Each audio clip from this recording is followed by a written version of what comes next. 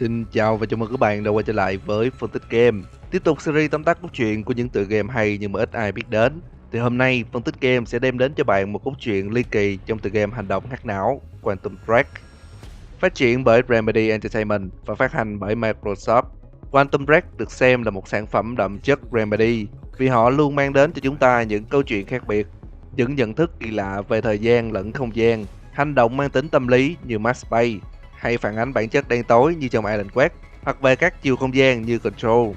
Quantum Break xoay quanh câu chuyện của Jack Joy sau khi cùng người bạn thân khám phá ra hoạt động của thuyết lượng tử và vô tình phá vỡ kết cấu của thời gian dẫn đến ngày tận thế. Từ đó, Jack trong hành trình ngăn chặn ngày tận thế đã rơi vào tâm địa của một loạt những âm mưu lớn hơn xoay quanh tập đoàn công nghệ Monarch.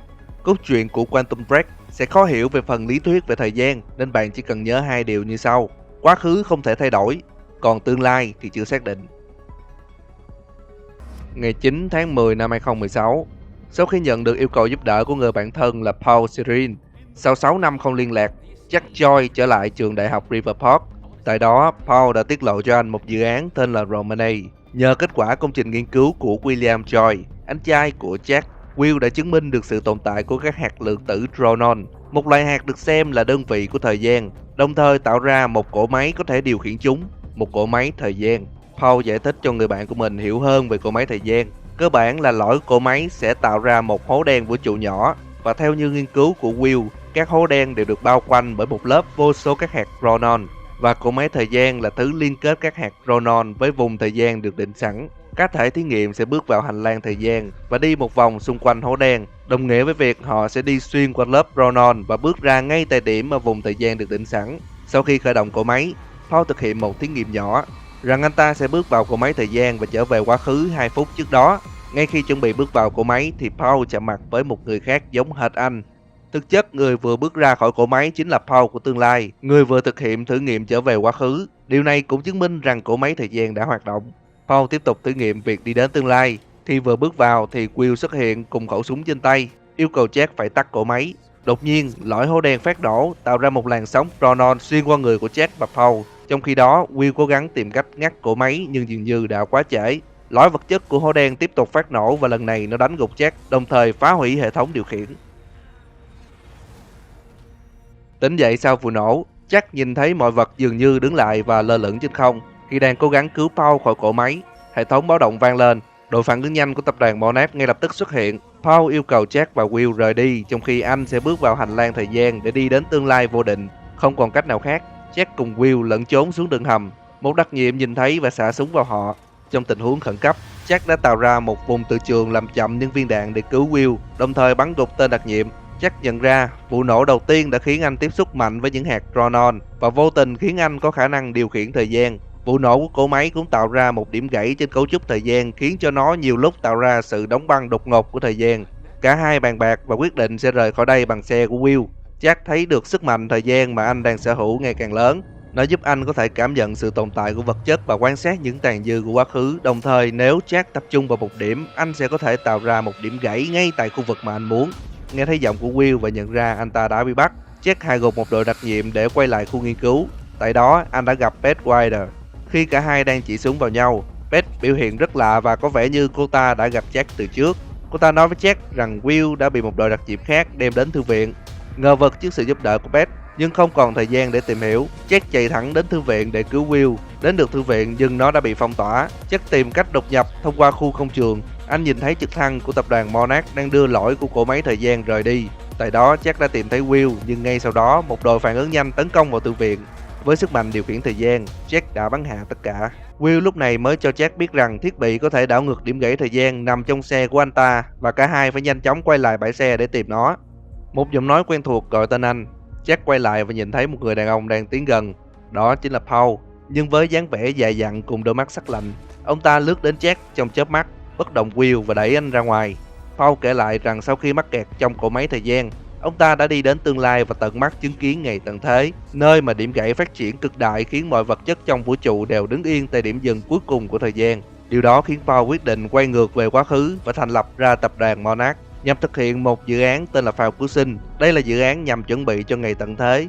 Tập đoàn Monarch sẽ tạo ra một không gian sống được bảo vệ với một lớp từ trường Ronon nhân tạo. Mọi dạng vật chất trong không gian này sẽ không chịu ảnh hưởng của ngày tận thế.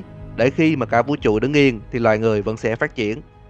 Paul còn đề cập rằng việc Will cố gắng sửa điểm gãy thời gian chính là một trong những yếu tố tạo ra ngày tận thế.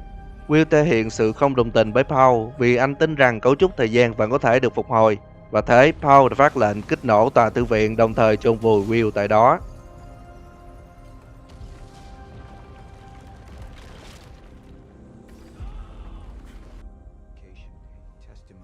Jack bị đưa lên xe để áp giải đến khu tập kích. 2 tiếng sau khi điểm gãy xuất hiện, tại bến tàu nay đã thành khu tập kết của công ty Monarch, Paul ra lệnh cho CEO Martin Hart thủ tiêu tất cả con tin trong vụ hỗn loạn tại trường đại học Riverport. Ông ta nhận được tình báo rằng đã mất liên lạc với chiếc xe áp giải Jack và lệnh cho Liam Prost, một tay súng thân cận, thực hiện nhiệm vụ tìm kiếm và bắt sống Jack. Liam đã tìm ra vị trí của chiếc xe và nhận ra Paul là kẻ phản bội trong tổ chức. Cùng lúc đó, Jack tỉnh lại, bước ra khỏi xe van khi mọi thứ đang bất động. Anh nhìn thấy Liam và Beth đang chĩa súng vào nhau. Jack đã lấy súng của cả hai và hướng thẳng đến bến tàu để truy lùng Paul. Khi quan sát quanh khu nhà kho, Jack biết được rằng tập đoàn Monarch đang thủ tiêu tất cả những người liên quan đến vụ việc tại Đại học Riverport. Đồng thời anh còn tìm thấy Nick, người tài xế taxi để chở anh từ sân bay đến trường đại học. Dưới sự hỗ trợ của Nick thông qua radio, Jack tiếp tục rời khỏi khu nhà kho, đồng thời cũng biết thêm về sức mạnh của mình. Đến bến tàu ngay lúc trực thăng của Paul đang rời đi, Jack lấy súng tấn công nhưng ông ta đã làm sập cả bến tàu. Trong lúc mọi thứ đang sụp đổ, Jack sử dụng sức mạnh thời gian để thoát khỏi đó và gặp được Beth đi cùng với Nick. Họ đi đến một hồ bơi bỏ hoang theo nguồn tin từ Will trước đó. Khi bước vào bên trong, trước mắt họ là một cỗ máy thời gian, và đó là cỗ máy thời gian thứ hai được tạo bởi Will.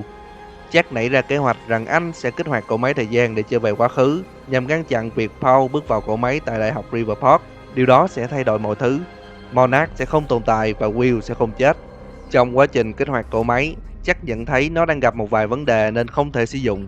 Biết rằng cả bọn sẽ không đủ khả năng sửa chữa cỗ máy, Beth đã lên kế hoạch rằng họ sẽ bắt cóc tiến sĩ Sophia Amara, một nhà khoa học của tập đoàn Monarch, sẽ có mặt tại bữa tiệc của công ty vào tối mai. Và để có thể đột nhập vào trụ sở của Monarch, Jack đã tự nộp mình cho Paul. Và khi vào được bên trong, Belle sẽ thực hiện bước tiếp theo. Cô sẽ giúp Jack trốn thoát.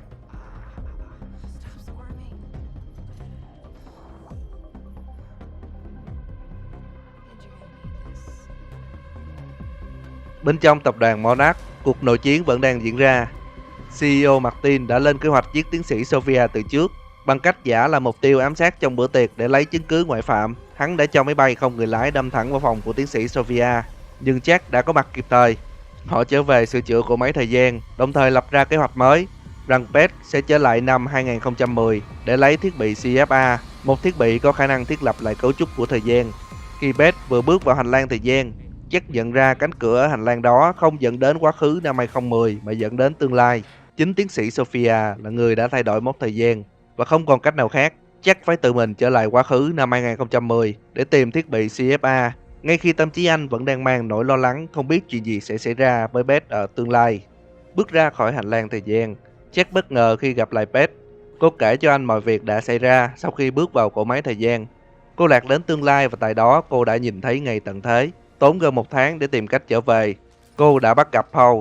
Cô truy đuổi hắn thông qua hành lang thời gian dẫn đến năm 1999, ngay thời điểm mà cỗ máy thời gian hoạt động lần đầu tiên.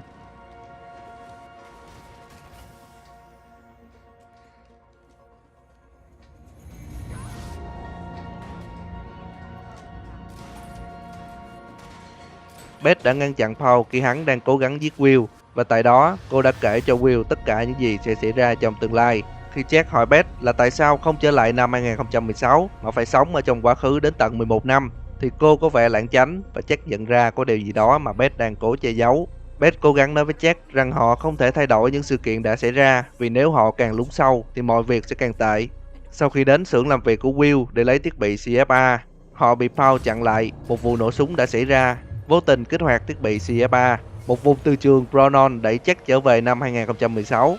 Anh cố gắng sử dụng sức mạnh của mình để nhìn về quá khứ và tìm hiểu chuyện gì đã xảy ra.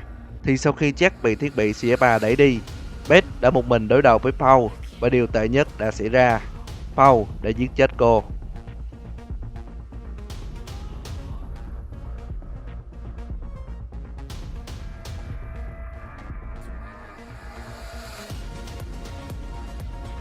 Sau khi chứng kiến cái chết của Beth, Jack hướng thẳng đến trụ sở của Monarch để lấy lại thiết bị CFA. Jack cuối cùng cũng tìm thấy nó và anh tin rằng mình sẽ có thể phục hồi lại cấu trúc của thời gian. Anh nhìn vào một màn hình quan sát và phát hiện ra lõi vật chất của cỗ máy thời gian tại Đại học Riverport đã được đưa đến đây, và ngay tại trụ sở của Monarch, họ đã tạo ra một cỗ máy thời gian thứ ba. Điều này cho Jack ý tưởng sẽ trở về quá khứ để cứu Will và cả hai sẽ cùng nhau sửa chữa mọi thứ. Jack đến được tòa thư viện nơi Will sắp bị chôn vùi, đồng thời cứu được người anh trai của mình. Jack đưa cho Will thiết bị CFA để anh ta có thể phục hồi lại cấu trúc của thời gian. Nhưng theo lời của Will, dòng thời gian này đã được định sẵn và không thể thay đổi. Nếu sử dụng thiết bị CFA tại thời điểm này thì chắc chắn họ sẽ thất bại.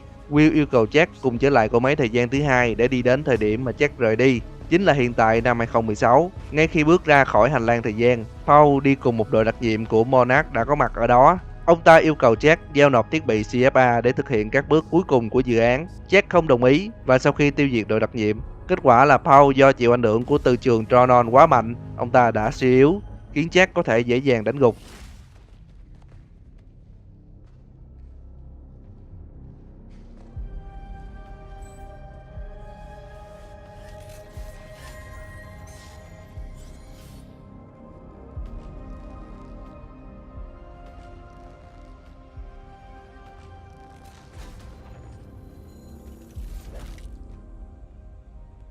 Sau đó, cả hai tiếp tục thực hiện việc kích hoạt thiết bị CFA, nhưng do năng lượng của nó còn quá ít nên Jack sẽ là người truyền năng lượng Tronon cho thiết bị này. Trong lúc kích hoạt thì Paul cố gắng nhảy vào và ngăn chặn nhưng đã quá trễ. Thiết bị đã kích hoạt và từ trường mà nó tạo ra đã đánh bay Paul đến một vùng thời gian khác.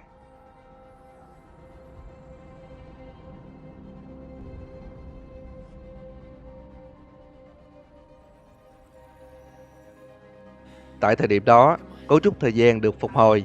Cả hai vui mừng và nói chuyện với nhau.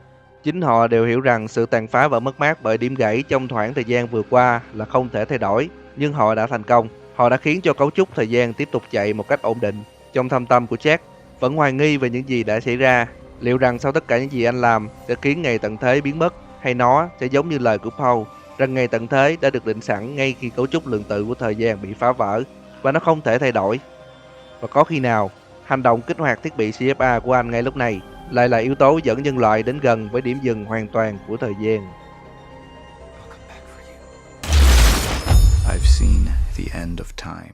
Và đó là tóm tắt của Vô Tư Game cho toàn bộ câu chuyện của tựa game Quantum Break. Các bạn nghĩ sao về câu chuyện này? Hãy để lại comment ngay bên dưới nha.